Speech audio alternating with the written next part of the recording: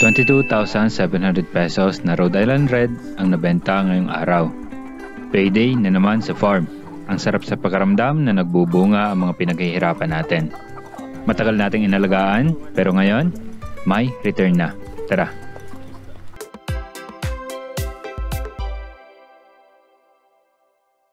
Okay, andito pa rin tayo sa farm. Meron tayong bisita. Si Sir! Hello po. Yan. Good morning. Bibili siya ng ating mga manok. Actually po, nakita ko yung mga tinda ng manok sa pagbablog ni Boss Jeremy. Ka-off duty accountant. Followers talaga, sir, follower. Opo. Napaaga yung bili niya dahil siya ay busy person. So nag-ano kami dito, nagkatatawa sa amin mag-vlog. Hindi ko inasahan dumating si sir. Pero okay lang yan. Akala ko hindi siya matutuloy ngayon eh. May usapan naman na kami. Hindi lang sure. Huling update siya sa hindi sure kung matutuloy ngayon. Pero tuloy na. Nag-tape kami kagad ng mga kahon. Lalagyan kasi ng mga manok. Binatasan ko rin itong mga ito. Hingahan ba? Maraming order si sir. Kaya marami rin tayong kahon. May maliliit at may malalaki. So ilalagay muna natin yung dayami. Kasi naubusan tayo ng rice hull. Mas maganda yung rice hull. Mas absorbent siya.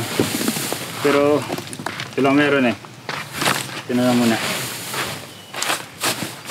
Ito kasi sir, para hindi kayo mag-amoy ipot sa loob. Kasi pag ipot nila, lagi may tubig yon, yari ka na. Laman. Pwede na to.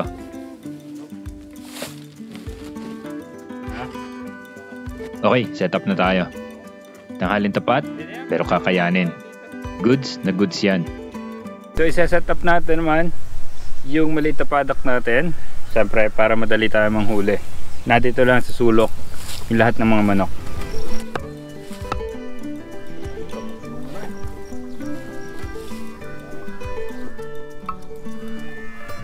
Pakpak na ito. Okay. Sasarap po yan. Hindi naman basta siya. Pila-pila lang mga kapatid, walang tulakan. That is 70 plus na Rhode Island Red. Babae at lalaki pa yan. Ang dami, di ba? Ang gaganda at pare-pares ng laki. Ganito sir, mangyayari. Isa-isahin po natin. Siyempre kailangan natin i-inspect bawat manok po. Sa edad po nila, minimum po tayo ng 1 kilo. Opo. So lahat po na ikakarga natin ay minimum na 1 kilo. Siyempre titingnan po natin yung mukha nila, kung mapula ba, yung ilong nila, kung wala ba sipon, katulad ko. Tapos yung any defect sa kanilang katawan. Ano po? So yung approval nyo po bago natin ikarga. Sige po. Ano po? Inisa-isa namin ang advantage ng ganito. Sure ako at sure ang client na ang ipapake namin ng mga manok pasok sa standard at walang mahahalo na substandard na manok. Peace of mind para sa akin at peace of mind para kay client.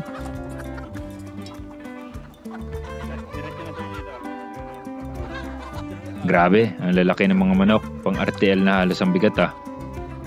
Kaya tuwan-tuwa rin si Sir Client. Naisipan ko pong sa'yo bumili kasi mas reliable yung mga manok mo. Saka nakikita ko kung paano nyo alagaan. Mas sigurado ako. Nakita ko na yun nga, iba yung pag-aalaga nyo talaga. Kasi nung tinimbang natin, hindi nakakalayo sa timbang. Halos pare-parehas ang timbang nila. At ang proactive ni na sir na tulungan kami kaya napabilis ang pagkakarga at pagpapak ng mga manok. Nakakatuwa lang, mahigit 3 years na ako nag-alaga ng manok, batch 24 na itong dinidispose natin. Ang daming challenge, adjustments at learnings.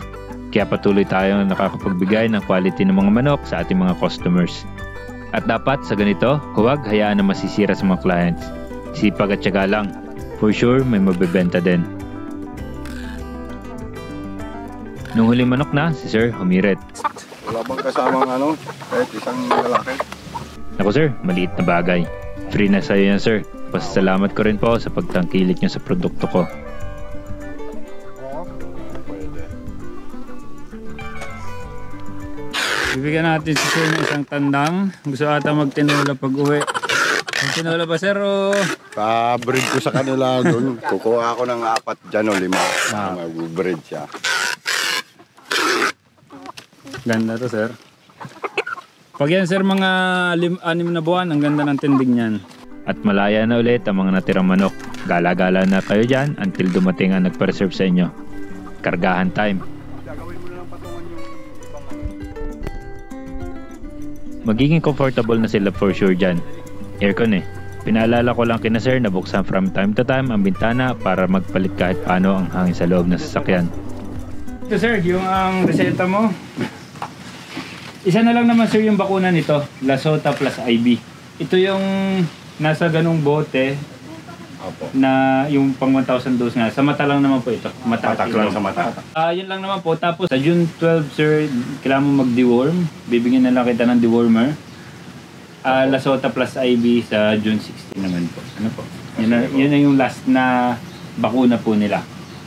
And then po, ang program po nila, para naman sa inumin nila, ang ginagawa ko naman po dito, Monday to Thursday po, morning po, ang painom po sa kanila ay tubig lang, plain water.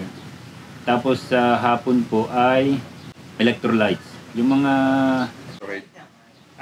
sa tao po, Gatorade, pero sa manok po, yan yung mga Betracin. Mga Vitamin Pro. Yung mga ganun po na product. Friday to Sunday, para naman hindi masyadong magastos din, ay tubig po ito. Morning at hapon, tubig na po ito. Wala po tayong bibigay. Ano po? Opo. Tapos once laying na po sila, huwag po kayong mag-layer feeds nang hindi po sila nangingitlog. Kasi hindi kailangan ng katawan nila yung nutrients ng layer feeds na hindi sila nangingitlog. At tina-transition po yun, no? Hindi po pwedeng basta ka magpapalit ng feeds na grower feeds tapos bigla kang yung 25-75 muna, tapos 50-50. Every 3 days po, adjust lang ng 25%. And then, sa painom naman po, pag po nagpapainom kayo, dapat po yung gumagawa ng painom nyo ay aware po siya kung gaano karami yung naiinom na tubig ng inyong mga alaga. Kasi pag titimplahan nyo yung kabuuan ng waterer nyo, tapos hindi naman nauubos at may lagay kang vitamins doon, sayang naman po. Kasi hindi, kailangan mo siya palitan eh. Sa lighting program po, nag-iilaw po sa layers ko ng hanggang 10 PM po. Pero hindi po yung as in daylight na sobrang liwanag na parang umaga sa kanilang bahay. Yung pugad sir, ito maraming nagkakamali dito kahit ako nung umpisa po. Una po, dapat meron silang pugad na bago sila mga itlog. Alam mo po, mga 16 weeks old, dapat may pugad na sila. Pero dapat po, isinasara nyo yun sa gabi. Wala silang access sa gabi. Kasi dun sila tutulog. Pag sila'y natulog po doon, iiputan po nila yon. At masasanay po sila na gano'n. So, niresetahan ko si sir na mga kailangan niya tandaan as to feeding program, mga painom, ilaw at kung ano-ano pa. Kasama ito palagi sa mga bumibili sa akin. May compressed seminar. Chat anytime? Pwede rin, syempre. Thank you sir. Thank you po. Ingat po kayo pauwi. Kung sakali, marirecommend mo ba ang aking mga manok? Sakaling may maghanap pa. Actually, oo, pero ako muna. Baka maunahan pa ako. Kulang pa yung manok ko eh. Pero may re-recommend. Hindi mo na ituturo. Isa ako na muna. Pag tapos na ako, saka ako ituturo.